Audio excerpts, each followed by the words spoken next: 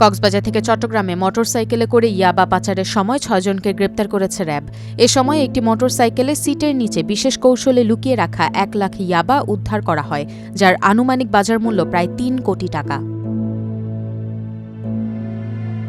৬ August সকালে চট্টগ্রাম কক্সবাজার মহাসড়কের পটিয়া সরকারি কলেজ সংলগ্ন এলাকায় অভিযান চালিয়ে তাদের গ্রেপ্তার করা হয়। র্যাব জানায়, পর্যটকের বেশে একটি বাইকার চক্র দীর্ঘদিন ধরে কক্সবাজারের রামু থেকে চট্টগ্রামে ইয়াবা পাচার করে আসছিল। র্যাব জানায়, গোপন সংবাদের ভিত্তিতে তারা তল্লাশি চৌকি বসান।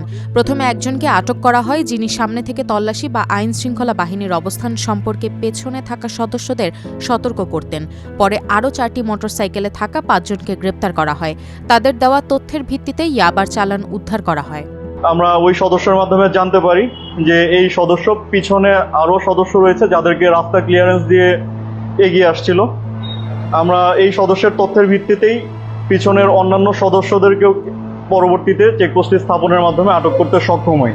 প্রাথমিক জিজ্ঞাসাবাদে আটককৃতরা কক্সবাজার থেকে চট্টগ্রামে ইয়াবা পাচারের সঙ্গে জড়িত থাকার কথা স্বীকার করেছেন।